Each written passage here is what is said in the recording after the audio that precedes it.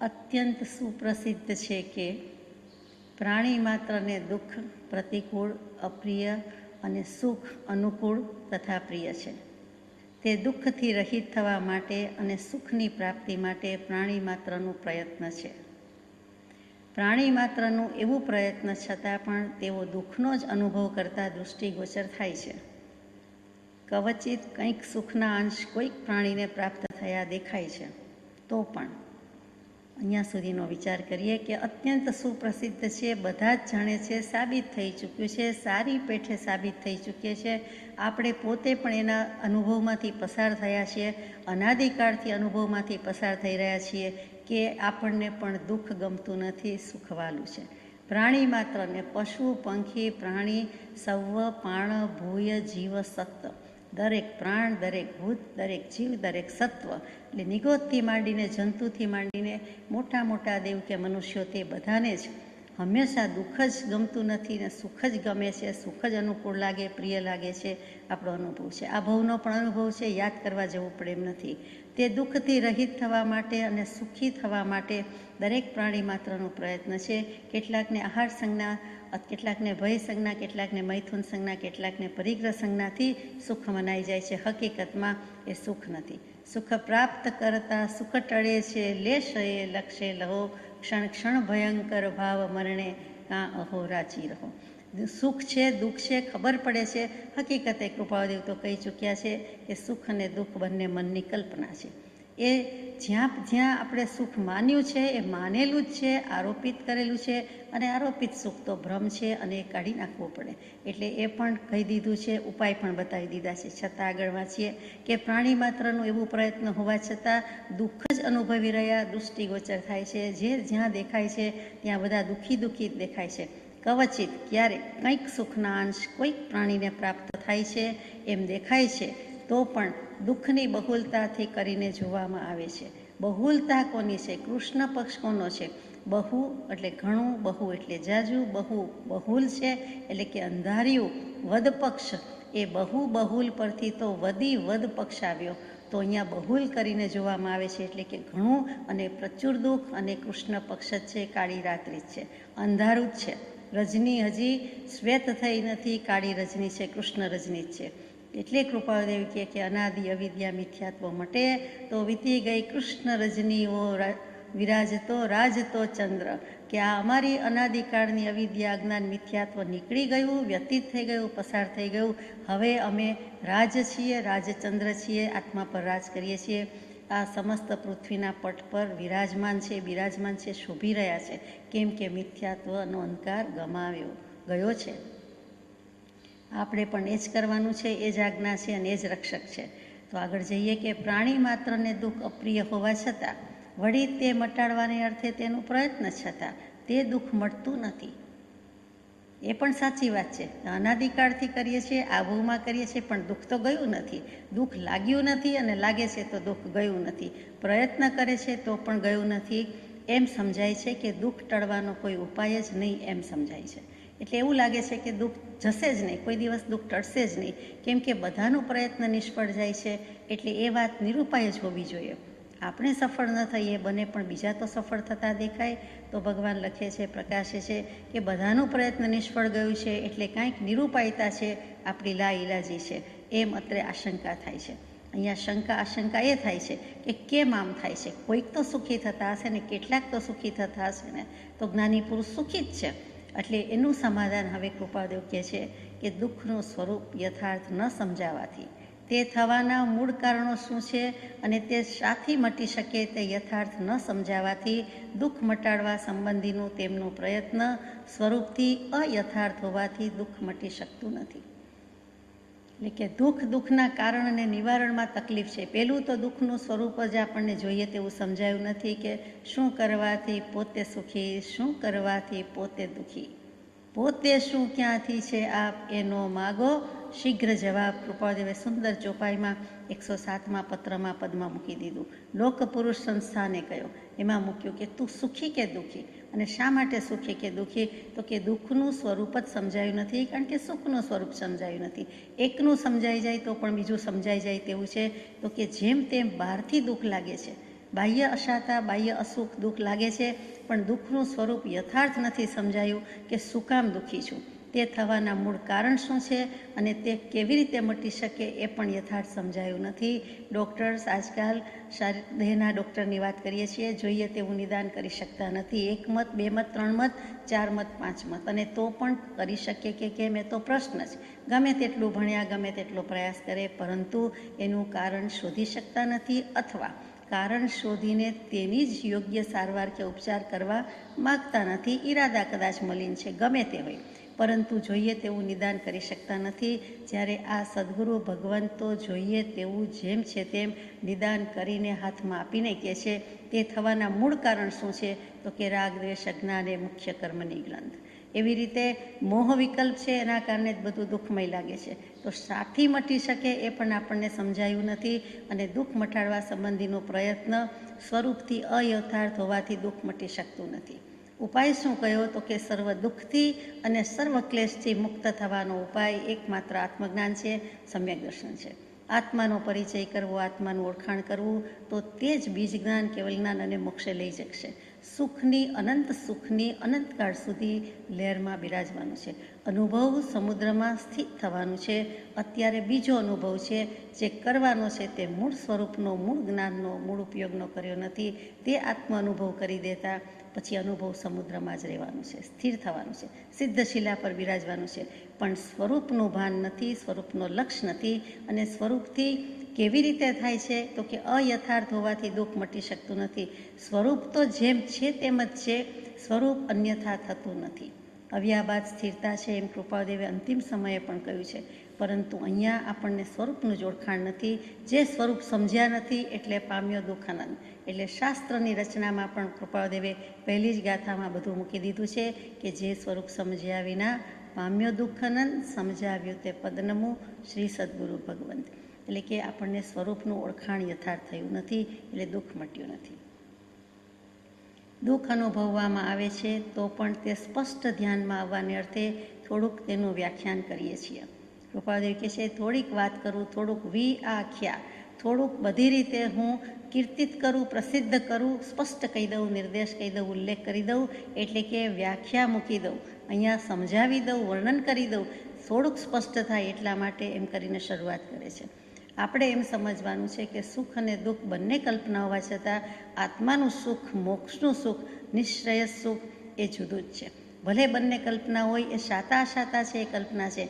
આત્માનું સુખ છે એ તો પોતાનું જ સુખ છે, કોઈ છીનવી જઈ શકે એમ નથી. અને એ અનુભવમાં આવે તો જ એનો ઉપાય થઈ શકશે, આગળ જવાનું ખબર પડી જશે.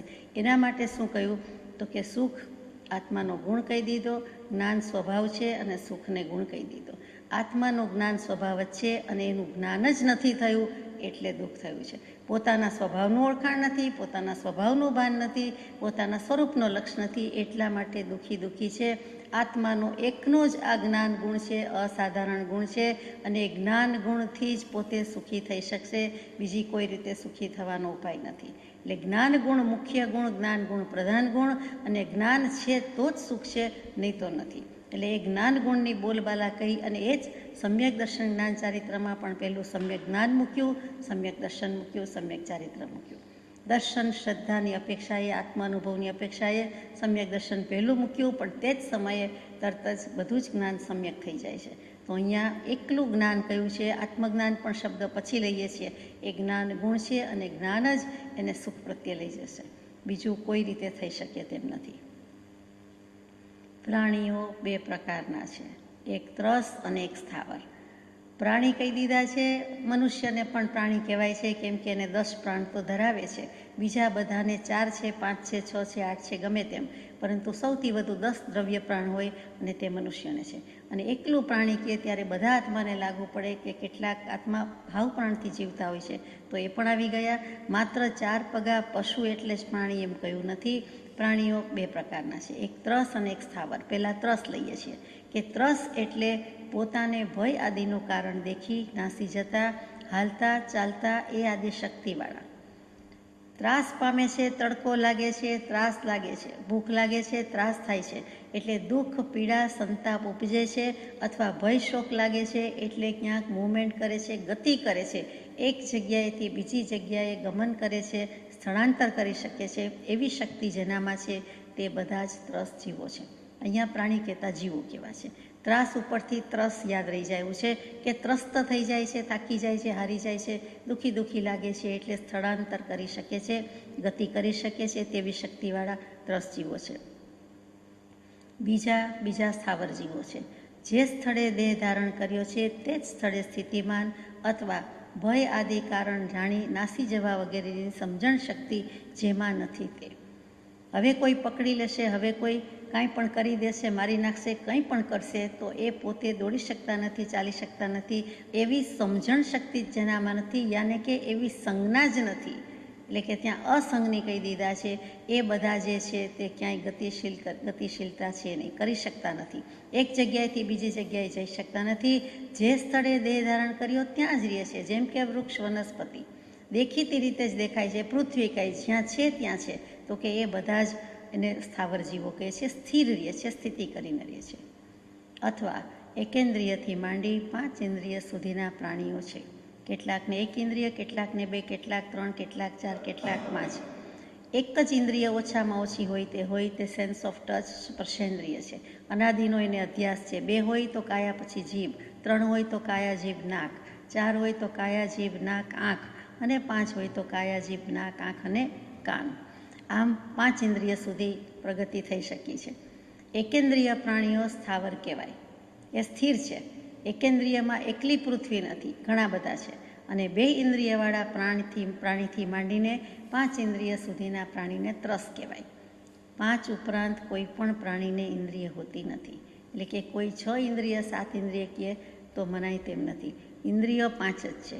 ઇન્દ્ર આત્મા છે, અને આત્મા જ પોતાની શક્તિ વડે ઇન્દ્રિયો બનાવે છે, બીજો કોઈ બનાવવા આવતો નથી. એ પણ વિચારવા જેવી વાત છે. અને જે આવું સુપર ડુપર કમ્પ્યુટર છે, બધો હિસાબ કિતાબ રાખે છે, એનું જ આપણને ઓળખાણ નથી, અથવા એને જ આપણે પરિચયમાં, અનુભવમાં લીધો નથી, એ પણ એક આશ્ચર્યકારક વાત છે. 5 ઇન્દ્રિય, અને કોઈક વખત શાસ્ત્રોમાં 10 ઇન્દ્રિયની વાત આવે તો ત્યાં વિકલ્પ થાય કે 5 ઉપર 6ઠ્ઠી નીતિ તો 10 ક્યાંથી આવી. ખાસ કરીને વેદાંત દર્શન વગેરેમાં 5 જ્ઞાનેન્દ્રિય કહે છે અને 5 કર્મેન્દ્રિય કહે છે.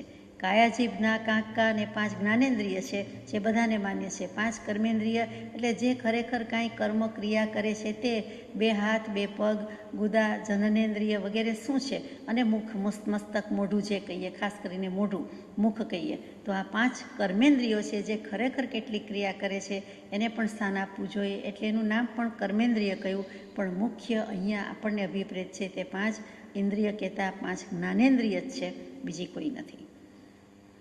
એકેન્દ્રિય પ્રાણીના 5 ભેદ છે: પૃથ્વી, પાણી, અગ્નિ, વાયુ અને વનસ્પતિ.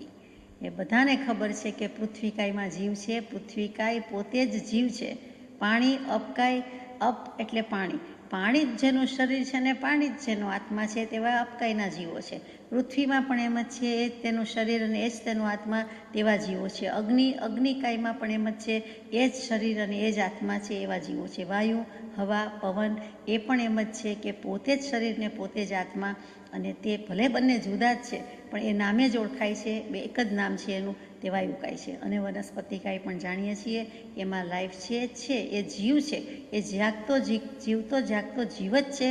તે આપણે તો સ્વીકારીએ છીએ, પણ વૈજ્ઞાનિકો પણ ઘણા બધા વર્ષોથી સ્વીકારે છે. વર્ષોના વર્ષો પહેલાં એનામાં જીવ છે એમ સ્વીકારતા નહોતા.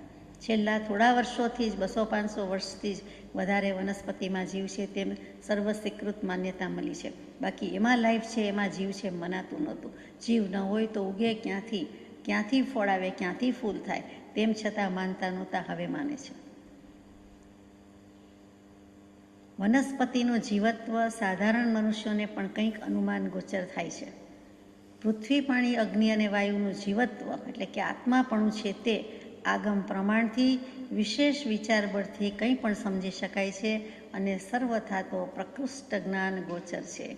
કેવલ જ્ઞાનીના જ્ઞાનમાં જે જણાયું તે ખરું. આપણને તો જીવ દેખીતી દૃષ્ટિએ દેખાતા પણ નથી, જેમ કે કંદમૂળમાં સોયની અણી જેટલા ભાગમાં અનંત જીવો રહેલા છે, એ દેખાતું નથી, ગળે ઉતારવું નથી, સમજાતું નથી, તો એના નિયમ લેવાની તો વાત ક્યાં જ આવે. તો કે એ કંદમૂળના જીવની ખબર પડતી નથી, કેટલીક લીલ ફૂગ શેવાળ એની પણ ખબર પડતી નથી, કેટલુંક દેખાતું જ નથી, નરી આંખે દેખાતું નથી, એ બધા નિગોદના જીવ વગેરે. તો કે કેવલી ભગવંતે જોયું છે, તેથી મને માન્ય છે. એમ જ છે, એ સિવાય કંઈ હોઈ શકે નહીં, અન્યથા હોઈ શકે જ નહીં. સ્વરૂપ હોય તો બતાવે, બીજી રીત હોય તો બતાવે, કોઈ બતાવી શક્યું નથી, કરી શક્યું નથી. એ જ સૂચવે છે કે એ પ્રમાણે વસ્તુ છે, પણ આપણે સ્વીકાર કરી શકતા નથી. એટલે કે વિશેષ વિચાર બળથી આ ભવે આ દેહ પણ સમજી શકાય છે. કેવલજ્ઞાની ભગવંત તો જાણે જ છે, પણ આપણે પણ જો આત્માનો અનુભવ કરી લઈએ કે કરી લઈ શકીએ કે થઈ જાય, તો એમાં જીવ છે એ આપણને વધારે સમજી શકાય તેમ છે. આગમ પ્રમાણથી, શાસ્ત્રોની સાબિતીથી, દૃષ્ટાંતથી પણ એ જીવત્વ સાબિત થાય છે. પરંતુ આપણને તો જો આત્માનો અનુભવ થાય તો જ થાય. વ્યાખ્યાન સારમાં ધીમેકથી કૃપાળુદેવે ફરમાવી દીધું છે કે જો દયા ન આવતી હોય તો તમે તમારા આત્માનો અનુભવ કરી જુઓ અને પછી વિચારો કે નિગોદમાં કંદમૂળમાં જીવો રહેલા છે કે નહીં, અને એની પ્રત્યે દયા આવે છે કે નહીં. અથવા બીજા કોઈ પણ જીવ પ્રત્યે દયા કેમ નથી આવતી, કરુણા કેમ નથી આવતી, તો કે તમે અનુભવ કરી જુઓ. જેમ આપણે કહીએ કે આપણે દાઝી જવું જોઈએ, આપણે કટ કરી જોવું જોઈએ, આપણે કાપી નાખવી જોઈએ ચામડી, તો ખબર પડે કે કેવું દુઃખ છે, કેવું વેદન છે. એમ જેમ અનુભવ કરી જોઈએ કે સોયનો ચટકો ઝાટકો પણ આપણેથી સહન થતો નથી, અથવા કેવું વેદન છે તેનો ચિતાર ખડો થાય છે, તો એ જ રીતે બીજા જીવોને પણ એવું જ લાગતું હોય, તે વિચારવા જેવું છે. એટલે છેવટે આત્માનો અનુભવ કરી જોઈએ તો સૂક્ષ્મ જીવો જે નરી આંખે દેખાતા નથી, એનું પણ આપણને વેદન શું હોય એ સમજી શકાય છે. અગ્નિ અને વાયુના જીવો કંઈક ગતિમાન જોવામાં આવે છે, પણ તે પોતાની સમજણ શક્તિપૂર્વક હોતું નથી, જેથી તેને સ્થાવર કહેવામાં આવે છે. ઘણીવાર દલીલ થતી હોય છે, વેસ્ટર્ન ફિલોસોફર્સ તો કરે, પરંતુ આપણાવાળા આપણે પણ કરીએ કે અગ્નિકાય અને વાયુકાયના જીવો તો ગતિ કરી શકે છે. ઇલેક્ટ્રિસિટી, વિદ્યુત વગેરે કેટલો બધો પ્રવાહ છે ને કેવી ગતિ છે, ધસમસતા પૂરે છે. વાયુ વેગે ગતિ કહીએ છીએ તો વાયુ શું છે, હવા કહીએ છીએ. કલાકના આટલા માઇલની ઝડપે, આટલા કિલોમીટર્સની ઝડપે તો બધા ગતિ તો કરે જ છે. અગ્નિ અને વાયુકાયના તો કરી શકે છે, તો પણ એનામાં જીવ છે, તો કે જીવ છે, ગતિ કરે છે, પણ એને સ્થાવર કેમ કહ્યા, તો કે પોતાની સમજણ શક્તિથી ઈરાદાપૂર્વક, ઈચ્છાપૂર્વક, ભાવપૂર્વક, સંકલ્પપૂર્વક કંઈ એનું ગમન થતું નથી. એમ જ સપાટામાં જાય છે, પોતે પોતાની ઈચ્છાથી, વિચારથી કે પોતાની અનુકૂળતા પ્રમાણે સમજણ શક્તિ નથી, એટલે ગતિ કરી શકતા નથી, પણ એમ જ ગતિ થાય છે. એટલા માટે એને સ્થાવર કહેવામાં આવે છે. એકેન્દ્રિય જીવમાં, વનસ્પતિમાં જીવત્વ સુપ્રસિદ્ધ છે, છતાં તેના પ્રમાણો આ ગ્રંથમાં અનુક્રમે આવશે. પરમ કૃપાળુદેવે આ જીવતત્વ વિચારનો કોઈ ગ્રંથ લખવાની ભાવના કરી હશે, અથવા સંકલ્પ કર્યો છે, કદાચ લખ્યો પણ હશે, આપણને મળી શક્યું નથી. અહીંયા અધૂરું જ રહે છે, અપૂર્ણ રહે છે. છેલ્લું વચન છે આ પત્રમાં કે પૃથ્વી, પાણી, અગ્નિ અને વાયુનું જીવત્વ આ પ્રમાણે સિદ્ધ કર્યું છે. અને પછી જ્યાં કયા પ્રમાણે સિદ્ધ કર્યું છે, નીચે પ્રમાણે કે હવે આ પ્રમાણે એ લખ્યું હશે, એ મળી શક્યું નથી, અથવા લખવાનું અધૂરું રહી ગયું હોય. તો અહીંયા આ પત્ર પૂરો થઈ જાય છે. હવે આપણને પ્રશ્ન થાય કે એકેન્દ્રિય વગેરેમાં શું શું આવે, તો કે કહી દીધું છે પૃથ્વીકાય, પાણી, અપકાય, અગ્નિકાય, તેજસ જે કહ્યું તે, વાયુકાય અને વનસ્પતિકાય. પછી એના બધા ભેદ પાડ્યા છે. તો પૃથ્વીકાયમાં બહુ જ ટૂંકમાં લઈએ, કોઈક વાર પહેલાં લેવાઈ ગયું હશે તો માફ કરજો, કે સુંવાળી માટી, ખરખરી માટી અને રત્ન, એ ત્રણેયનો સમાવેશ પૃથ્વીકાયના જીવમાં થાય છે. પૃથ્વી એટલે માત્ર ધરતી એમ નહીં, પૃથ્વીકાયમાં બધું આવી ગયું. સુંવાળી માટીના સાક્ષાત ભેદ બતાવ્યા છે. ખરખરી માટી એટલે કરકરી, જરા સ્પર્શ કરવો ન ગમે તેમ, મુલાયમતા નથી જેનામાં, તે ખરખરી માટીના 22 ભેદ, એટલે 22 ને 7 29, અને 18 પ્રકારના રત્ન મૂક્યા છે. એમાં બધા જ રત્ન આવી જાય છે. હીરા એકલા આવે છે એવું નથી, બીજા પણ પ્રેશિયસ એન્ડ જેમ સ્ટોન્સ બધા જ આવી જાય છે. એ 18 પ્રકારના છે. 18 ઉપર 19મો નથી, આજે પણ નથી. એના ભેદ, પ્રભેદ, પછી એમ આપણે કમ્પોઝિટ ફોર્મ આડું કર્યા કરીએ તો છે કુદરતી રીતે કે ખાણમાંથી, અથવા તો જે અસ્તિત્વ એની મેળે છે ને આપણને દેખાય છે, તે રીતે જુઓ તો એ 47 ઉપર 48મો ભેદ પૃથ્વીકાયનો નથી. એમાં બધાના આયુષ્ય પણ મૂક્યા છે કે માટીનું 1000, કેટલીક માટીનું 2000, અને કાંકરા જે કહીએ છીએ, પથરા, ખાસ કરીને કાંકરા, એનું આયુષ્ય 18,000 વર્ષનું છે. એમ થાય કે 100 વર્ષ પહેલાં આમ હતું, 100 વર્ષ પહેલાં આ શેરીમાં, આ ગલીમાં, આ સ્ટ્રીટ પર આવા કાંકરા હતા. 100 વર્ષ હમણાંની વાત થઈ ગઈ, પરમ કૃપાળદેવ હમણાં થઈ ગયા. તો 100-125 વર્ષ પહેલાં હતું તો એ જ પૂતગલ પરમાણુ, એનું થોડું અવસ્થાંતર રૂપાંતર થતું હોય એમ દેખાય, સ્થિતિ તે જ છે. એનું અસ્તિત્વ મીટી ફીટી જતું નથી. તો એમ આપણને સમજાય છે કે તે જ છે, જૂનું થઈ જતું નથી. આપણને જૂનું લાગે છે, પરંતુ એટલા હજાર વર્ષનું આ ઉત્કૃષ્ટ આયુષ્યની વાત થઈ છે. જગન્ય તો બધાના અંતર્મુહૂર્ત છે. તરત જ તોડી ફોડી નાખીએ અને કહી દઈએ કે એનું આયુષ્ય હવે પૂરું થઈ ગયું. તો આ પૃથ્વી કાંઈ છે. અગ્નિ પછી અપકાઈ કહે છે, તો એમાં 17 જાતના પાણી બતાવ્યા છે. વાવનું, કૂવાનુંથી માંડીને વરસાદનું, કરાનું, ઝાકળનું, ધુમ્મસનું, જે શબ્દ કહેવાતો હોય, 17 ઉપર 18મું પાણી નહીં મળે. એ હકીકત છે. એનું ઉત્કૃષ્ટ આયુષ્ય 7000 વર્ષનું છે. કોઈ કૂવામાં એમ કહ્યા 1000 વર્ષ જૂનો કૂવો છે, મહાવીર સ્વામીના સમયનો કૂવો છે અને હજુ પાણી છે, 2500 વર્ષ થઈ ગયા, 2600 વર્ષ થશે તો પણ છે, હોઈ શકે છે. કેમ કે એનું ઉત્કૃષ્ટ આયુષ્ય 7000 વર્ષનું છે. અગ્નિકાયના જીવો, એમાં 14 જાતના અગ્નિ બતાવ્યા છે. એમાં બધા જ અગ્નિ આવી જાય છે, 15મો નથી. એમાં નિંભાળાનો, સગડીનો, ચૂલાનો, ગેસનો કોઈ પણ રીતે લાવો પણ એ બધા અગ્નિ આવી જાય. એનું જગન્ય આયુષ્ય તો બધાનું અંતર્મુહૂર્ત છે. ઉત્કૃષ્ટ કેટલું છે તો કે 3 અહોરાત્રનું. 3 દિવસ અને 3 રાતથી વધારે કોઈ પણ અગ્નિકાયનો જીવો ટકી શકે નહીં. એટલે કે એ અવિરત ચાલુ રહેતો દેખાય. અઠવાડિયા સુધી લાગે. ફોરેસ્ટ ફાયર હોય તો આપણને દિવસો સુધી લાગે, અઠવાડિયાઓ સુધી લાગે. એને ઠારો બુઝાવો તો પણ એ રહેતો એમ લાગે, પણ જીવો બદલાઈ જાય છે. એમ કહેવાનું છે કે 3 દિવસ 3 રાતથી વધારે એનું આયુષ્ય નથી. પણ 3 દિવસ 3 રાત પણ કેટલું બધું કહેવાય. આપણને તો એમ થાય કે તત્ક્ષણ ફ્યુ સેકન્ડ્સ, ફ્યુ મિનિટ્સમાં જ એનો નાશ થઈ જતો હશે. એમ નથી, એનું જીવન પૂરું થઈ જતું નથી. આત્માનો તો નાશ છે જ નહીં. પણ આ અપેક્ષા એ કહીએ છીએ કે આયુષ્ય પૂરું થઈ જાય તો કે ના, 3 દિવસ 3 રાત રહે જ છે. વાયુકાય, એના 17 ભેદ બતાવ્યા છે. 17 પ્રકારના પવન કે હવા સિવાય 18મો પ્રકાર નથી, ગમે તે વૈજ્ઞાનિક હોય. ઉત્કૃષ્ટ આયુષ્ય કેટલું તો કે 3000 વર્ષનું. એટલે કે એકનો એક વાયરો ને એ જે વાયુકાયના જીવો છે તે 3000 વર્ષ સુધી જીવી શકે છે. જે હવા કે જે વાયુકાયના જીવો સત્પુરુષની સમીપે હશે, માનો કે અત્યારે કૃપાળદેવ પ્રભુશ્રીજી બ્રહ્મચારીજી લઈએ તો બીજા પણ જે સત્પુરુષો થઈ ગયા હોય તે લઈએ તો તે વખતના વાયુકાયના જીવોનો સ્પર્શ, સંસ્પર્શ આપણને પણ હોઈ શકે, થઈ શકે. એટલે આપણે તો રાજી થવાનું રહ્યું. ત્યાર પછી વનસ્પતિકાયની વાત છે કે પ્રત્યેક વનસ્પતિકાય અને સાધારણ વનસ્પતિકાય, એમાં પ્રત્યેકના 12 ભેદ મૂક્યા છે. આપણે બહુ ડિટેલ્સમાં જતા નથી, કોઈક વાર જઈ ચૂક્યા છીએ કે બહુબીજ, પછી ગુચ્છ, ગુલ્મ, લતા, વેલ, ગાંઠાળા, તૃણ એટલે કે ઘાસ, પછી વડિયા, હરિતકાય, લીલી જે કંઈ વનસ્પતિ છે તે, ઔષધિ કેટલીક છે તે, જલવૃક્ષ કહીએ છીએ તે, કોસંડા કહીએ છીએ તે, અને એ બધી જ વનસ્પતિ 12 ભેદમાં આવી જાય છે. અને પછી સાધારણ અને પ્રત્યેક, અને પછી જે કંદમૂળ કહીએ છીએ, નિગોદ કહીએ છીએ, એ 32 પ્રકારના અભક્ષ્ય કયા, 32 પ્રકારના કંદમૂળના નામ આપણને આવડતા હશે, વધારે હોય તો ખબર નથી. એ બધા જ આમાં આવી જાય છે. અને આ વનસ્પતિનું આયુષ્ય ઉત્કૃષ્ટમાં ઉત્કૃષ્ટ 10,000 વર્ષનું છે. એટલે યુએસએમાં જાયન્ટ સિકોયા હોય કે રેડવુડ્સના જંગલ હોય કે એના ઝાડ હોય, બધા કે આટલા હજાર વર્ષ, આટલા હજાર વર્ષ, 10,000 વર્ષ ઉપર કોઈનું હોઈ શકતું જ નથી. એટલે સવાલ જ નથી. ત્યાં લિમિટ આવી ગઈ. કોઈ સાબિત કરે તો પણ એ ખોટું છે, એને ખબર નથી. એ ક્યાં 32,000 વર્ષ પહેલાં હતા, એ ક્યાં 10,000 વર્ષ પહેલાં હતા. પણ કેવલી ભગવંતે જ્ઞાનમાં જોયું છે, ખરું છે કે એનાથી વધારે આયુષ્ય હોઈ શકતું નથી. આ વનસ્પતિકાયની વાત છે.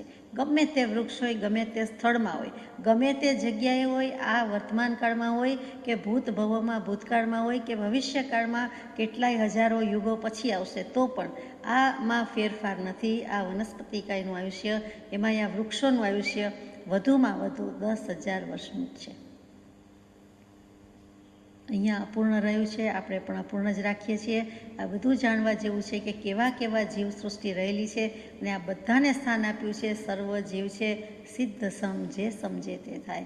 આજની વનસ્પતિ, આજનો અગ્નિકાય, આજનો પૃથ્વીકાયનો જીવ થોડા વર્ષમાં પ્રગતિ કરી નાખે, તિર્યંચ ગતિમાંથી બહાર આવી જાય, મનુષ્ય દેહ લઈ શકે, મોક્ષે પણ જતો રહે.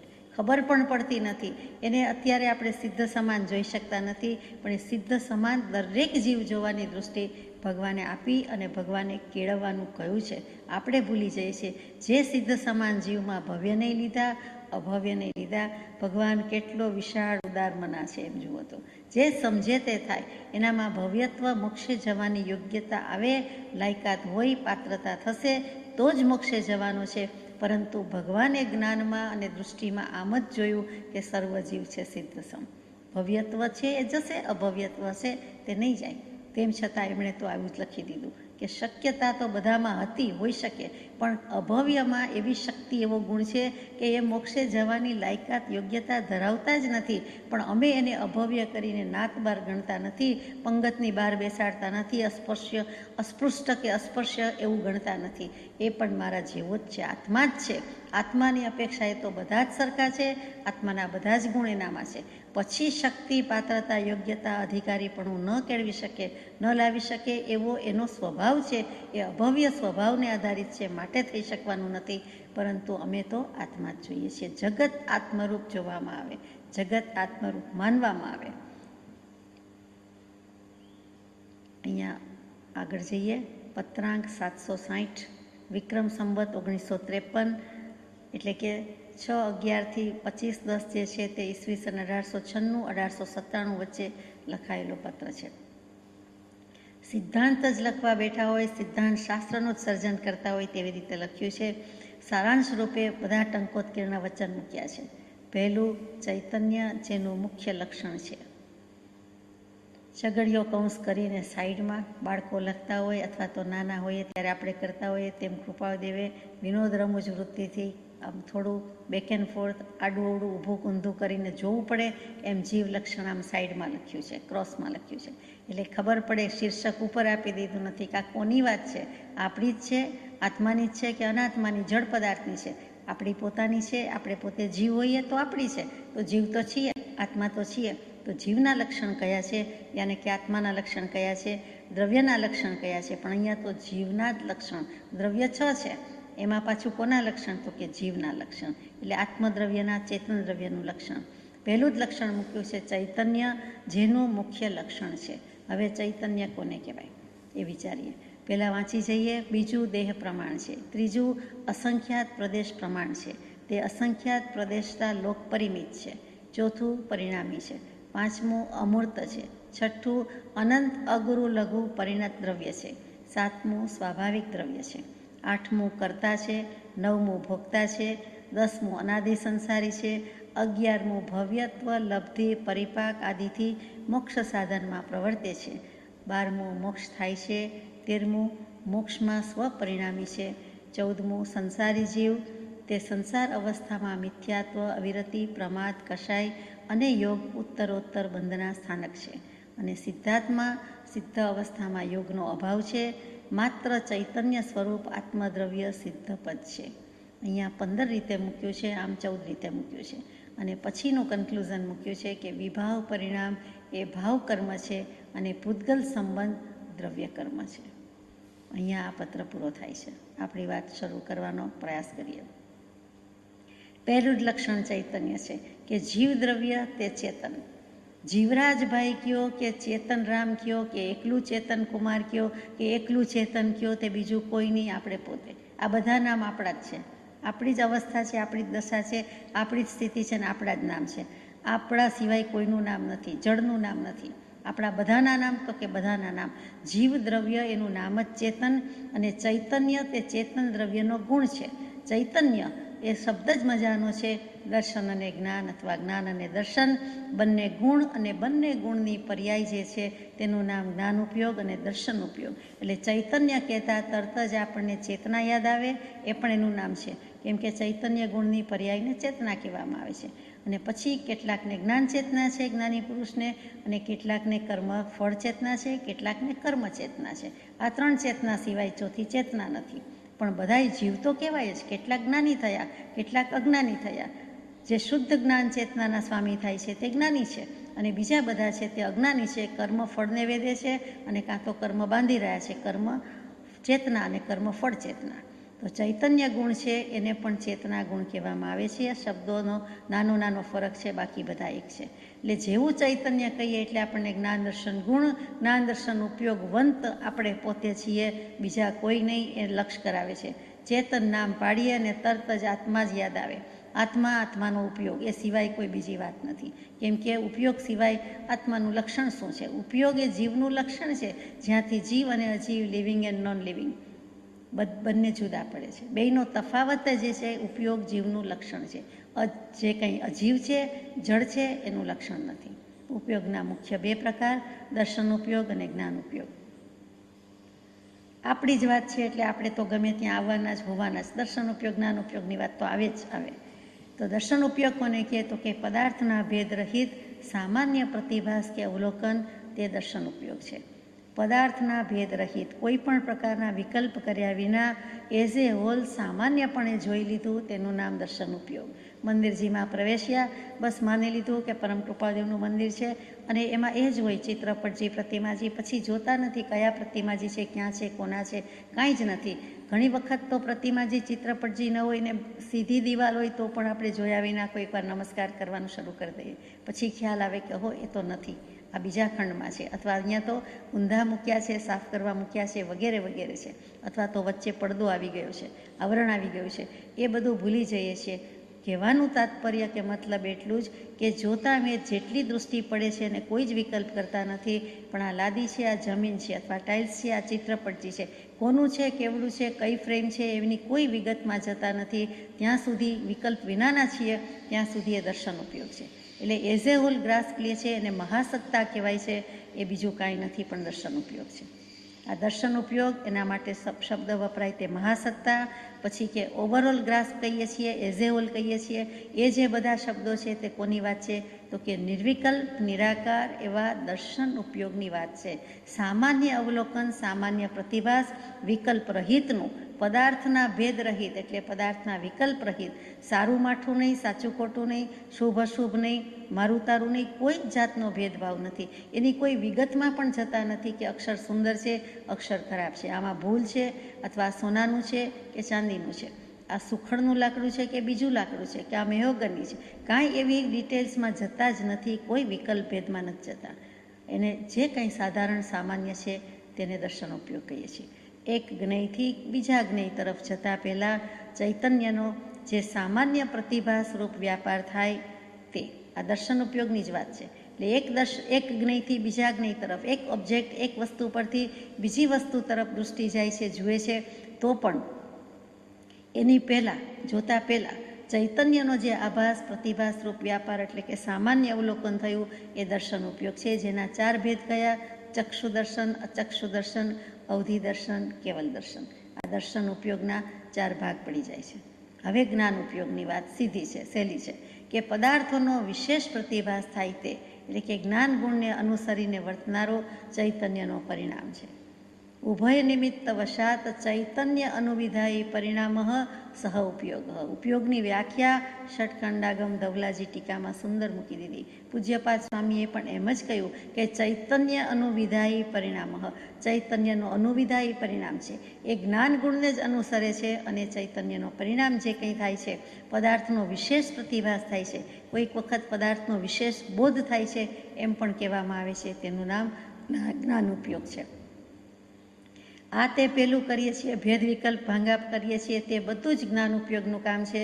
અને જે કંઈ થાય છે ત્યારે લબ્ધિ પ્રગટે કે સમ્યક દર્શનની લબ્ધિ પ્રગટે, એ બધું જ જ્ઞાન ઉપયોગમાં થાય છે. દર્શન ઉપયોગમાં એ સ્થાન લેતું નથી. દર્શન ઉપયોગ નિરાકાર છે, નિર્વિકલ્પ છે, એમાં થતું નથી. આ સાકાર ઉપયોગ છે. આ જ્ઞાન ગુણની પર્યાય એ જ્ઞાન ઉપયોગ, અને એમાં જ થાય છે. એ પણ યાદ રાખવા જેવો મુદ્દો છે. અને ત્યાર પછી હવે બીજા મુદ્દા પર જઈએ. જીવના લક્ષણની વાત છે. આપણા જ લક્ષણ, અને આપણને જાણે કે નવી વાત લાગે છે, જુદી વાત લાગે છે, આપણી જ વાત છે. દેહ પ્રમાણ છે. જે ગતિમાં જીવ છે તે દેહ પ્રમાણે હોય છે. જે ગતિમાં જન્મ્યો, જે ગતિમાં સ્થાન લીધું, ત્યાં તે પ્રકારના દેહ પ્રમાણે હોય છે. આત્મા કેવડો? તો કે દેહ પ્રમાણ છે. 4 ગતિમાં દેહ છે, 5મી ગતિ મોક્ષ ગતિમાં તો દેહ છે નહીં, નિરંજન નિરાકાર છે. એટલે જે છે તે 4 ગતિમાં, અને તે જેવો થયો તેવો કીડી થયો તો કીડી જેવડો દેહ છે, કુંજર હાથી થયો તો હાથી જેટલો છે, 5 ફૂટનો મનુષ્ય તો એમ, 6નો હોય તો એમ, 7ના હોય તો એમ, કોઈ વળી 3-4 ફૂટના હોય તો એમ, વગેરે જે કંઈ છે તે, એટલે કે શરીર પ્રમાણે તે આત્મા રહે છે. તો કેટલીક વખત વાંચવામાં આવે કે આત્મા તો લોકવ્યાપી છે, તો એ કેવી રીતે? તો કે જુદા જુદા કાળમાં એક જ જીવના અવગાહ ક્ષેત્રનું પ્રમાણ જુદું જુદું હોય છે. અત્યારે આ અવગાહના છે, બીજી ગતિમાં બીજા જીવમાં પૂર્વે જુદી હતી, પછીના ભવમાં પણ જુદી હશે. તો અવગાહના જુદી જુદી છે એટલે કે દેહ જુદા જુદા છે તે પ્રમાણે છે. પરંતુ લોકવ્યાપી ક્યારે થઈ જાય છે? તો કે એની વાત હમણાં પછી લઈએ છીએ. સંકોચ વિકાસની શક્તિ છે એટલે હાથીમાં કે કીડીમાં પણ એ આત્મપ્રદેશો સમાઈ જાય છે, એ શરીરમાં સમાઈ શકે છે. એ સંકોચ વિકાસની શક્તિ પણ જીવનો જ ગુણ છે અને જીવની જ શક્તિ છે, શરીરની નથી. પૂતગલની શક્તિ ગમે તેટલી હોય પણ એ આત્માની સંકોચ વિકાસની શક્તિ છે, એ ગુણને કારણે એ થઈ શકે છે. ત્યાર પછીનો મુદ્દો લીધો છે અસંખ્યાત પ્રદેશ પ્રમાણ છે. તે અસંખ્યાત પ્રદેશતા લોક પરિમિત છે. એટલે કે અસંખ્યાત પ્રદેશ આવ્યો શબ્દ. અસંખ્યાત તો સમજાય કે સંખ્યામાં ન આવે તેવું. 29 આંકડા સુધી જીનાગમમાં સંખ્યા છે. એકમ, દશક, 100, 1000, 10,000, લાખ, 10 લાખ, કરોડ, 10 કરોડ, અબજ, 10 અબજ, પછી પર્વ, ખર્વ બધું કહીએ છીએ. તેવી રીતે ત્રુટિતાંકથી માંડીને પૂર્વ સુધી કહીએ તેમ 29 આંકડા સુધી લખી શકાય છે. પરંતુ પછી એ સંખ્યામાં સમાઈ શકતું નથી, એનું નામ અસંખ્યાત છે. જુઓ, ઇતર દર્શન ધર્મ બધા તારાને, અગણિત તારાને અસંખ્યાત તારા કહી દે એમ નથી, એની સંખ્યા છે. જીનાગમમાં સંખ્યા નક્કી કરવામાં આવેલી છે કે આટલા તારા હોય છે અને એટલા જ તારા હંમેશા હોય છે. તારા એ પણ જ્યોતિષકાયના દેવ છે અને એક જીવ એમાંથી ચ્યુત થાય છે, એટલે કે મરણ થાય છે, બીજી ગતિમાં જવાનું થાય છે, તરત જ બીજો કોઈ જીવ તે તારાનું સ્થાન લઈ લે છે.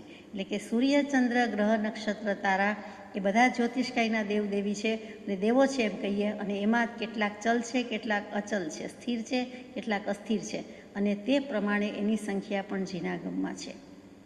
કરોડોના કરોડો પણ છે ખરા, લખ્યું છે ખરું. અહીંયા અસંખ્યાત એટલે સંખ્યામાં ન સમાય તે. અનંતા નથી પણ અસંખ્યાત કયા. પ્રદેશ શું કહેવાય? તો કે પ્રદેશ એટલે વસ્તુની સાથે પ્રતિબદ્ધ એટલે બંધાયેલો, નિર્વિભાજ્ય એટલે જેનું હવે આગળ વિભાજન થઈ શકતું નથી એવો સૂક્ષ્મ અંશ, તેનું નામ પ્રદેશ. સૂક્ષ્મમાં સૂક્ષ્મ અંશ નથી કયો તો પરમાણુ થઈ જાય. પ્રદેશ અને પરમાણુમાં ફરક છે. અહીંયા સૂક્ષ્મ અંશ તે પ્રદેશ કીધું છે. જો સૂક્ષ્મમાં સૂક્ષ્મ અંશ કહી દઈએ કે એનાથી આગળ કંઈ હોઈ શકે જ નહીં, અણુ અને પરમાણુ, તો કે તેને પરમ અણુ કહેવું પડે, પરમાણુ કહેવું પડે. અહીંયા પ્રદેશ કીધું છે એટલે આત્માના અસંખ્યાત પ્રદેશ છે તે પ્રદેશની વાત છે. પ્રદેશની વ્યાખ્યામાં આટલું જ આવે કે વસ્તુ સાથે પ્રતિબદ્ધ, નિર્વિભાજ્ય, સૂક્ષ્મ અંશ તે પ્રદેશ. પ્રદેશ પરમાણુમાં પરમાણુ 1, 2, 3 એમ અનંતા મળે ત્યારે જ આપણે સ્કંદ કહીએ છીએ. તો કે પરમાણુ, એક પરમાણુનું સ્વરૂપ જુદું છે. તો કે પરમાણુ એક છે તો એ શુદ્ધ જ છે. આ તો મને જે પ્રશ્ન થાય તે કહું છું. તો પરમાણુ એક છે તો શુદ્ધ છે, તો પછી અશુદ્ધ થવાનું પ્રયોજન શું હતું? કે 2 મળ્યા, 3 મળ્યા એટલે અશુદ્ધ થયા? એ કેવી રીતે છે? તો કે પરમાણુ એક એમ કેવું એના કરતાં અનંત પરમાણુનો મળેલો સ્કંદ, એમાંથી જ્યારે એક પરમાણુ છૂટું પડે છે ત્યારે તેને પરમાણુ કહીએ તે ઠીક, કે હવે એનાથી આગળ વિભાજન થઈ શકતું નથી અને એનાથી આગળ કંઈ છૂટું પડી શકવાનું રહેતું નથી. કેમ કે જો એક પરમાણુ હોય અને ભેગા કરીને લાડવો કે સ્કંદ બનાવ્યો એમ નથી, અથવા તો બની ગયો એમ નથી, પરંતુ અનંત પૂતગલ પરમાણુનો મળેલો સ્કંદ છે જ, ઓલરેડી સ્કંદ છે. પછી એમાંથી ભાગ પડે તે દેશ કહીએ, પ્રદેશ કહીએ, અને છેવટનું કહીએ તે પરમાણુ કહીએ. અને એ પરમાણુ એટલે એમાંથી જે કણ ખરી જાય છે કે અણુ ખરી જાય છે અથવા તો ખેરવવામાં આવે છે તે પરમાણુ છે. એટલે કે અશુદ્ધિ સાથે કે ભેગટ્યું છે, સંઘાત કરેલું છે, કમ્પોઝિટ ફોર્મમાં છે એમ છે જ. નહીંતર જો એક જ તત્વ કે એક જ દ્રવ્ય હોય, પોતાનું એકનું જ અસ્તિત્વ હોય તો એ શુદ્ધ પરમાણુ હોય, બિલકુલ શુદ્ધ હોય. તેને અશુદ્ધિમાં જવાનું આવ્યું ક્યાંથી? પણ વસ્તુ એમ નથી. એ બધા ભેગા જ થયેલા છે. એમાંથી જ્યારે છૂટું પડે છે અથવા તો પડી જાય છે કે પાડવામાં આવે છે ત્યારે એમ કહેવાય કે હવે આ પરમાણુ. ત્યાં સુધી પરમાણુનું અસ્તિત્વ નથી એમ કહીએ તો ચાલે. કેમ કે જે ભેગું છે ને તો આપણે સ્કંદ કહીએ છીએ, અગર દેશ કહીએ છીએ, અગર પ્રદેશ કહીએ છીએ, તો પરમાણુ ક્યાં આવ્યું? પણ પરમાણુ છે જ, પરંતુ અંદર છે, બાકી નથી. બીજી ભાષામાં કહું, શિષ્ટ ભાષામાં કહું તો નાણો હો, ન અણો હો, એટલે કે અણુ અને પરમાણુને પ્રદેશ હોતા નથી. પોતે જ એક પ્રદેશ રૂપ છે. જેમ આપણને કોઈ કે તમારે કેટલા ભાઈ, તમારે કેટલા બેન, તો આપણે કહીએ આટલા ભાઈ ને આટલા બેન. પછી આપણે ચોખવટ કરીએ કે ના, મારે બેન નથી, મારે ભાઈ નથી, હું જ એક ભાઈ અને હું જ એક બેન. એમ જેમ આપણે સ્પષ્ટતા કરીએ કે હું અને પછી મને કેટલા ભાઈ બહેન. એવી રીતે આ પ્રદેશ છે, પરમાણુ છે, પરમાણુ પોતે જ એક પ્રદેશરૂપ છે. એને બીજા પ્રદેશ હોતા નથી, હોઈ શકતા નથી, એટલે કે એને પ્રદેશ છે નહીં. પોતે એક પ્રદેશી, પોતે જે સ્વયં સ્વરૂપી છે, અસ્તિત્વ ધરાવે છે, તે કેવું હોય તો કયો, બાકી નથી. આ બહુ સમજવા જેવી બધી વાત છે. પ્રત્યેક જીવના અસંખ્યાત પ્રદેશ છે. બસ મનુષ્યોને આપણને એકને જ છે એવું નથી. પ્રત્યેક જીવને, કંથવા, કીડી અથવા નાનામાં નાનો નિગોદનો જીવ કયો કે જે દેખાતોય નથી, એવડા જીવને પણ અસંખ્યાત પ્રદેશ છે. લોકાકાશના અંગુલના અસંખ્યાતમાં ભાગથી માંડીને સંપૂર્ણ લોકાકાશમાં જીવ દ્રવ્ય રહે છે. એટલે કે 14 રાજલોકમાં જે નિગોદના ગોળા જાણે કે મોટા મોટા બલ્બ લટકાવ્યા હોય એવી રીતે 14 નિગોદ, 14 રાજલોકમાં એટલા પ્રકારની, અનંત પ્રકારની નિગોદ રહેલી છે. તો બીજા જીવ પણ રહેલા જ છે. 3 લોક ક્યાં આવ્યા છે? 14 રાજલોકની અંદર જ આવી ગયા છે. એટલે કે ઉર્ધ્વલોક, અધોલોક, મધ્યલોક. એટલે લોકાકાશ આખું જે છે એમાં જીવ દ્રવ્યથી ઠાંસોઠાંસ ભરેલું છે. બીજી રીતે કહીએ કે અપેક્ષા પ્રદેશની લેવાની છે કે કેવલી સમુદ્ઘાત કરે છે ત્યારે તેમના આત્મપ્રદેશો સંપૂર્ણ લોકવ્યાપી બને છે. 4 સમયમાં જાય છે અને 4 સમયમાં પાછો આવી જાય છે. એક આંખના પલકારામાં તો અસંખ્યાત સમય વયા જાય છે. પહેલે સમયે દંડ, બીજે સમયે કપાટ, ત્રીજે સમયે પ્રતર અને ચોથે સમયે લોક પૂર્ણ કરીને સમુદ્ઘાત કરીને પાછો ફરે છે અને એ જ ક્રમથી પાછો આવી જાય છે. એટલે દંડના આકારનો, કપાટ કહેતા કબાટ, કમાડના આકારનો, અને પછી પ્રતર એટલે માળકીય છે, અને લોકપૂર્ણ એટલે આખા લોકમાં વ્યાપી જાય છે. તે કેવલી સમુદ્ઘાત વખતે કોઈ પણ જીવના, એટલે કે કેવલી સમુદ્ઘાતવાળાના અસંખ્યાત પ્રદેશ લોકવ્યાપી કહેવાય. આખા લોકાકાશમાં વ્યાપી જાય. લોકાકાશના પણ અસંખ્યાત પ્રદેશ છે અને પોતાના આત્માના પણ અસંખ્યાત પ્રદેશ છે. એટલે બરાબર એટલી જગ્યા છે એમાં છવાઈ જાય છે. બિલકુલ જેટલી જગ્યા છે તેમાં જ પોતાના માપે માપ છે. એટલે કે ક્યાંય થોડોક ભાગ બહાર રહે છે, લટકતો રહે છે, એમ નથી. આપણી સમજ માટે આપણી ભાષામાં વાત કરીએ છીએ. પણ માત્ર કેવલી સમુદ્ઘાત વખતે જ આવું બને છે. બાકીના સમયમાં સૌ જીવ પોતપોતાના શરીર પ્રમાણે આકાશ પ્રદેશોમાં રહે છે. જેટલું શરીર મોટું તેટલું અધિક આકાશ પ્રદેશો રોકે છે. જેટલું શરીર નાનું તેટલી ઓછા આકાશ પ્રદેશ રોકે છે. આ પણ એક સમજવા જેવી વાત છે. મોટું સ્ટ્રક્ચર તો વધારે જગ્યા રોકે છે, નાનું સ્ટ્રક્ચર તો ઓછી જગ્યા રોકે છે. એ આશયનું કહેવું છે. આગળ જઈએ. ચોથું લક્ષણ જીવનું છે, પરિણામી છે. અહીંયા પરિણામ એટલે રિઝલ્ટ, ફળ એવું કાંઈ આવતું નથી. અહીંયા પરિણામ એટલે પોતાની સત્તાનો ત્યાગ કર્યા વિના દ્રવ્યમાં થતો ફેરફાર. જીવ એક દ્રવ્ય છે અને એ પોતાની સત્તાનો ત્યાગ કર્યા વિના એમાં જે ફેરફાર થાય છે તેને પરિણામ કહેવાય છે.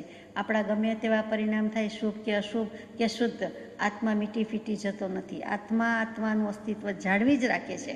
એટલે કે મૂળ દ્રવ્યમાં પૂર્વ પર્યાયનો નાશ થાય છે અને ઉત્તર પર્યાયની ઉત્પત્તિ થાય છે. તેનું નામ પરિણામ. ફરીથી મૂળ દ્રવ્ય, જીવ દ્રવ્ય, બરોબર, પૂર્વ પર્યાયનો નાશ થયો અને તરત જ ઉત્તર પર્યાયની ઉત્પત્તિ થઈ. તો તે વખતે શું થયું? તો કે પરિણામ થયું, જેને આપણે પરિણમન ઘણીવાર બોલતા હોઈએ છીએ. અહીંયા પરિણામ જ રાખવાનું છે. તદ્ભાવઃ પરિણામઃ મોક્ષશાસ્ત્રનું મજાનું વાક્ય છે. 5મા અધ્યાયનું સૂત્ર છે. વાક્ય કેવું ઠીક લાગતું નથી.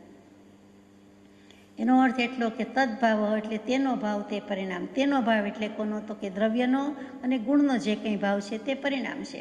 એટલે કે સ્વજાતિનો ત્યાગ કર્યા વિના દ્રવ્યનો કે ગુણનો જે વિકાર થાય છે તેને પરિણામ કહેવાય છે. સાદી રીતે કહીએ કે આપણે મનુષ્ય થયા, કોઈ દેવ થયા, કોઈ પશુ થયા, એ વગેરે ભિન્ન ભિન્ન અવસ્થા કે વિકારને પામતા હોવા છતાં 4 ગતિ, 24 દંડક, 84 લક્ષ જીવયોનીમાં પરિભ્રમણ કરતા હોવા છતાં જીવનું જીવત્વ કે આત્માનું આત્મત્વ કાયમ રહ્યું છે. અહીંયા જીવત શબ્દ રાખીએ કે જીવનું જીવત્વ ક્યારે જતો રહ્યું? જીવ તરીકે ક્યારે નહોતો એમ થયું? આત્મા અજર અમર અવિનાશી, તો કે એનું જીવત્વ છે જ. જીવત્વમાં, જીવપણામાં કોઈ જાતનો વિકાર થતો નથી. નાના મોટા શરીર થાય છે, નાની મોટી ગતિમાં જાય છે, નાનો મોટો દેહ લે છે, પરંતુ પોતાનામાં કાંઈ ફેરફાર થતો નથી.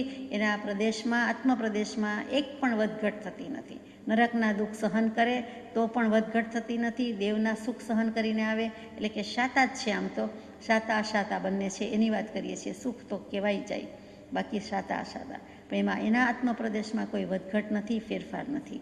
એવી જ રીતે મનુષ્ય, દેવત્વ વગેરે એ પણ જીવના પરિણામ કહેવાય. મનુષ્ય થયા તો મનુષ્યત્વ થયું, તો એ જીવનું જ પરિણામ છે, બીજાનું નથી. શરીરનું પરિણામ નથી, કાયાનું પરિણામ નથી. આ કાયાધરી એટલે કાયા હોય એમ લાગે, પણ મનાય નહીં. આવી જ રીતે ઘટ જ્ઞાન, ઘટનું દર્શન એ વગેરે આત્માના જ્ઞાન ગુણ, ચૈતન્ય ગુણ એના પરિણામ છે. એટલે કે પરિણામની વાત આવે ત્યારે આપણે આ રીતે ઘટાડવાનું છે કે જીવ પરિણામી છે. હજુ થોડું આગળ લઈએ કે પરિણામના બે ભેદ, આદિ અને અનાદિ. આદિમાન અને અનાદિ. અનાદિ તો સમજાય કે અનાદિકાળથી છીએ, કોઈ દિવસ આદિ નહોતી. ખરેખર સમજવા જેવું છે કે કોઈ એક સમય કે કોઈ એક કાળ કે કોઈ એક વર્ષ, યુગો પહેલાં કે કરોડો વર્ષ પહેલાં કે અસંખ્યાત વર્ષ પહેલાં એવું હતું એમ છે જ નહીં. આપણે છીએ જ. સદભાગ્ય કે આપણે જળ થયા નથી, જળ વસ્તુ નથી, ચેતન થયા છીએ. તો કે ક્યારેય પણ અનાદિ જ હતા, ક્યારેય આદિ થઈ છે એમ નથી. એ અનાદિ પરિણામ છે. આદિમાન પરિણામ શું છે? એકલું આદિ લખતા નથી, આદિમાન લખે છે.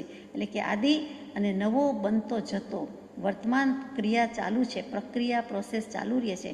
એટલે આદિમાન એટલે નવો બનતો જતો પરિણામ છે. તે અનાદિકાળથી છીએ એ તો લક્ષણ આપણે સમજી લીધું, સ્વીકારી લીધું.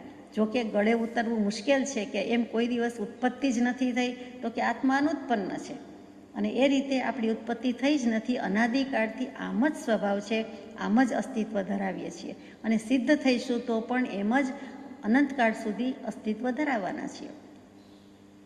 આદિ પરિણામમાં યોગ અને ઉપયોગ બંને લીધા છે.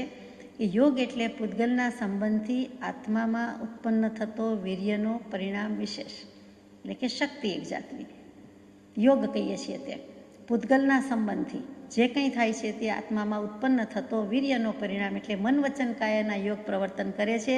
તે તો આદિમાન જ છે ને. ક્ષણે ક્ષણે પલટાય છે, સેકન્ડે બદલાય છે, ગમે ત્યારે બદલાય છે. મનના પરિણામ, વચનના પરિણામ, કાયાના પરિણામ. તો એ મન વચન કાયાને યોગ લીધા છે અને પૂતગલના સંબંધી આત્મામાં થયા જ કરે છે. જુદી જુદી રીતે એના પરિણામ વિશેષ થયા જ કરે છે. ઉપયોગ તો જૂનો ને જાણીતો આપણો જ્ઞાન અને દર્શન. જ્ઞાન ઉપયોગ, દર્શન ઉપયોગ તો છે જ. એ પણ એના કારણે પરિણામની ધારા જુદી જુદી રીતે વયા જ કરે છે. એ આદિમાન પરિણામ છે. એટલે અનાદિથી લઈ આવ્યા છીએ તે પરિણામ પણ કહેવાય, અને આદિમાન પરિણામ પણ છે. એટલે સમય સમયે પલટન ખાઈએ છીએ તે પણ પરિણામ છે, પરિણમન છે. આગળ જઈએ કે પાંચમું લક્ષણ અમૂર્ત છે. અમૂર્ત એટલે કે અરૂપી. મૂર્તિમાન સ્વરૂપે, ચિત્રપટજી રૂપે અથવા તો પ્રગટ રૂપે દેખાતું નથી. સ્પષ્ટપણે આંખો આંખ હુબહુ પ્રત્યક્ષ નજરે કાંઈ જોઈ શકાતું નથી. તે બધું અમૂર્ત છે, અરૂપી છે. વર્ણ, ગંધ, રસ અને સ્પર્શ રહિત છે. જીવ જે કહીએ છીએ તે, મને આપનો આત્મા, આપને મારો આત્મા, એ જે દેખાય છે તે આપણે સ્થૂળ દૃષ્ટિએ કહીએ છીએ કે આ ભાઈ કે આ બહેનનો આત્મા, આ વ્યક્તિનો, આ વ્યક્તિ એમ બરાબર છે. પરંતુ પોતાનો આત્મા જાણતા ન હોઈને બીજાનો આત્મા ક્યાંથી દેખાય? કેવલી પ્રભુને પોતાનો આત્મા જેમ છે તેમ જણાય છે અને બીજાના પણ જણાય છે. એક સમસ્ત દ્રવ્યની પરિણતિ એક સમયમાં દેખાતી હોય, સકલ વિશ્વની દેખાતી હોય, જડાહડા થતી હોય, તો પોતાનો આત્મા, આત્મપ્રદેશ, બીજાનો આત્મા, બીજાના આત્મપ્રદેશ વગેરે તો દેખાય જ ને, એમાં સવાલ જ નથી. પણ અહીંયા આત્મા વર્ણગંધ રસ સ્પર્શ પૂતગલનું લક્ષણ છે, પૂતગલને છે, પણ જીવને, આત્માને વર્ણગંધ રસ સ્પર્શ નથી. આત્માને શું કાંઈ દેખાવ છે કાળો ધોળો પીળો? તો સુગંધ દુર્ગંધ આવે છે. શું રસ છે એમાં કાંઈ તીખો ખારો ખાટો? અથવા તો કોઈ જાતનો સ્પર્શ છે કે મુલાયમ છે કે ખરખરો છે? એમ તો છે નહીં. એટલે કે આત્મા વર્ણ ગંધ રસ સ્પર્શ વિનાનો છે અને અરૂપી છે. કેટલીક વખત આત્માને કથનચિત અરૂપી અને કથનચિત રૂપી પણ કહેવાય છે, કેમ કે કેવલ જ્ઞાની ભગવંત કેવલ જ્ઞાન થતાં પોતાના અસંખ્યાત પ્રદેશ, કર્મ, પૂતગલ, પરમાણુ, વર્ગણા બધું જ દેખી શકે છે. એટલે ત્યાં આત્માને પણ જોઈ શકે છે, આત્મપ્રદેશને જોઈ શકે છે. ત્યારે કહેવું પડે કે હવે કેવલી પ્રભુ માટે આત્મા રૂપી પણ થયો. કથનચિત રૂપી તે અપેક્ષાએ સમજાય છે. બાકી તો જીવ સદાય અરૂપી જ છે, એટલે એનો અવયવ પણ સદા અરૂપી જ છે. અવયવ એટલે આપણા હાથ પગ તો દેખાય છે, આપણે તરત દલીલ કરવાના છીએ, તો કે એ શરીરના છે, એ આત્માના નથી. આત્માના અવયવ જ્ઞાન આદિ ગુણ છે, એ કંઈ દેખાતા નથી. અને અખંડ અસંખ્ય પ્રદેશમાંથી એક એક પ્રદેશ છે એ પણ આત્માનો અંશ કે અવયવ કહેવાય. આત્માનો અવયવ કયો છે તો એ પણ દેખાતા નથી, કેમ કે આત્મપ્રદેશ બોલીએ એટલે આત્માનો પ્રદેશ, આત્માનો અવયવ, તો એ પણ દેખાતા નથી. એટલે કોઈ કાળે નિશ્ચયથી કે વ્યવહારથી હાથ પગ ચલાવવા, સ્થિર રાખવા વગેરે પરદ્રવ્યની કોઈ પણ અવસ્થા જીવ કરી શકતો નથી એમ નિર્ણય કરવો જોઈએ. આ નિર્ણય થઈ શકવો મુશ્કેલ છે. આપણો હાથ અને આપણા હાથને આપણે જેમ મૂકવો હોય તેમ મૂકીએ, જેમ વાળવો હોય તેમ વાળીએ, જેમ કરવું હોય તેમ કરી શકીએ, એ આપણામાં દૃઢતા થઈ ગઈ છે, પણ ખોટી છે. ત્યાં ભગવાન કહે છે કે તું તારી શક્તિથી કરી શકતો નથી, કેમ પેરાલિસિસ થઈ જાય છે, ક્યાં ગઈ ઈચ્છા અનિચ્છા, કેટલીક વખત વાગે છે ને ઉપડતો નથી. સર્જરી કરો ને આપણો પગ આપણે ઊંચકી શકતા નથી, આપણી આંગળી આપણે હલાવી શકતા નથી, આપણો હાથ ઉંચકાતો નથી, કેમ એમ થયું? નિમિત્ત તો ભલે જે થયું હોય તે, પણ ભગવાન તો એમ કહી દે છે કે નિશ્ચયથી કે વ્યવહારથી પોતે પોતાના હાથ પગ હલાવી શકે, અગર તો સ્થિર રાખી શકે, એ વાતમાં માલ નથી. પોતે કરી શકતો નથી. આ નિર્ણય થવો જોઈએ. પદાર્થની સ્વતંત્રતાનો નિર્ણય આના ઉપરથી આવે છે કે દ્રવ્ય સ્વતંત્ર, ગુણ સ્વતંત્ર, પર્યાય સ્વતંત્ર છે. અને તો ભેદ જ્ઞાન થાય અને તો સમ્યક દર્શન થાય, તો કેવલ જ્ઞાન લેવાય, તો મોક્ષે જવાય. એટલે કે આ વસ્તુ સમજવી અઘરી છે. અમૂર્ત છે આત્મા, પરંતુ પોતે કાંઈ કરી શકતો નથી. એક દ્રવ્ય બીજા દ્રવ્યનું કાંઈ કરી શકતું નથી. આત્મા જો કાયાથી જુદો હોય, દેહથી જુદો હોય, તો દેહને કેવી રીતે હલાવી ચલાવી શકે, દેહને પાસેથી કેવી રીતે કામ લઈ શકે, એ પણ વિચારવા જેવું છે. એ નહીં સમજાય, નથી સમજાયું આજ સુધી, પરંતુ વિચારવા જેવું છે કે આપણે જ કરીએ છીએ ત્યાં આત્માનું કર્તૃત્વ સ્થાપીએ છીએ. આત્મા જુદું દ્રવ્ય છે, પૂતગલ છે, તે દેહ છે, કાયા છે, પૂતગલ છે, બીજું દ્રવ્ય છે, અજીવ દ્રવ્ય છે. એનું આપણે શું કરી શકીએ? કાંઈ કરી શકતા નથી. પણ માનીએ છીએ કે મેં કર્યું, તે તકલીફ છે. જેમ કે કોઈ બેન કહે કે મેં લોટ બાંધ્યો, લોટમાં બંધાવવાની શક્તિ છે માટે બંધાયો છે, તમે બાંધ્યો એમ શું વળી કરતા પણ કરો છો, એમ કેવું પડે. એમ તો કોઈ કે મેં કાર ચલાવી, તો કાર ચલાવવાનું કરતાપણાનું માન ભાન અભિમાન રાખવા જેવું છે? નથી રાખવા જેવું. પાંચે સમવાય હાજર હોય ત્યારે કોઈ ઘટના ઘટે છે, બાકી નહીં. પેટ્રોલ ખલાસ થયું એટલે ન ચાલી, ગેસોલિન નહોતું, શું નહોતું, અથવા તો બ્રેકનું ફેલ ગઈ હતી, ઇગ્નિશનમાં ચાવી બરાબર નહોતી, અથવા તો કોઈક વખત કાર બગડી ગઈ, અથવા તો બેટરી બેસી ગઈ, કે શું કામ નથી ચાલતી, તો કે કાંઈ ન હોય, 2-5 મિનિટ ન ચાલે, 25 વાર ન ચાલે ને પછી એની મેળે ચાલે, શરૂ થઈ જાય, સ્ટાર્ટ થઈ જાય. શું કામ? તો કે સમય પાક્યો નહોતો. બીજું બધુંય દ્રવ્ય, વસ્તુ, સંયોગ, સાધન સમવાય હાજર હતા, માત્ર કાળ પાક્યો નહીં હોય એટલે થોડીક સેકન્ડ, થોડીક મિનિટ કે થોડીક કલાક પછી શરૂ થાય. આ બધા સિદ્ધાંતો આપણે સમજવાના છે. એટલે અહીંયા આત્મા અમૂર્ત છે. છઠ્ઠું લક્ષણ લઈએ. જીવ અનંત અગુરુ લઘુ પરિણત દ્રવ્ય છે. હવે અગુરુ લઘુ ગણ એટલે શું? વારંવાર એ શબ્દ આવતો હોય છે અને સમજવા જેવો છે. કેટલીક વખત અગુરુ લઘુ ગુણ કહેવાય, કેટલીક વખત અગુરુ લઘુ ધર્મ લખે, કેટલીક વખત અગુરુ લઘુ શક્તિ લખે, કેટલીક વખત અગુરુ લઘુ પર્યાય પણ લખી દે. એટલે આવા બધામાં આપણે વિચાર થાય. અત્યારે તો આપણે અગુરુ લઘુ એટલો જ શબ્દ સમજીએ, પછી ગુણ સમજીએ. અગુરુ લઘુ, ગુરુ એટલે ભારે અને ગુરુ એટલે મોટો, બંને અર્થ થાય. અને લઘુ એટલે નાનો અને હલકો, વજનમાં અને સાઇઝમાં જેમ કહીએ તેમ બંને. એટલે નથી ગુરુ કે નથી લઘુ, નથી હલકો કે નથી ભારે. જો આત્મા એટલો બધો ભારે હોય તો કોઈ દિવસ ઉડી શકે નહીં, ગતિ કરી શકે નહીં, અથવા તો ક્યાંય જઈ શકે નહીં, એટલો ભાર હોય. અને જો સાવ જ આંકડાના રૂ જેવો હલકું હોય તો ઉડ્યા જ કરે, તર્યા જ કરે, કોઈ દિવસ સ્થિરતા હોઈ શકે નહીં. એટલે એવો હલકોય નથી અને એવો ભારેય નથી. એનું નામ અગુરુ લઘુ ગુણ. આ સમજવા માટે હવે ખરું સમજવાનું હવે છે કે એવી એક શક્તિ છે, ગુણ છે, કે જેને કારણે દ્રવ્યની દ્રવ્યતા કાયમ રહે છે. એક દ્રવ્ય બીજા દ્રવ્ય રૂપે થઈ જતું નથી.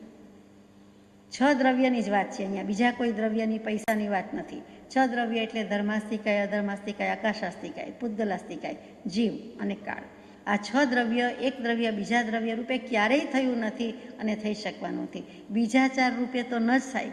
ધર્મ, અધર્મ, આકાશકાળ એ 4 દ્રવ્ય રૂપે તો ન જ થાય.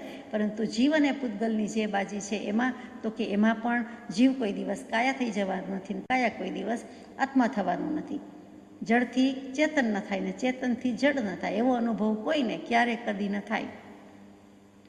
તો એ કયા ગુણને આધારે કે આભારી છે? તો કે અગુરુ લઘુ ગુણ હોય આત્મામાં, જીવમાં, તો જ આવું થાય.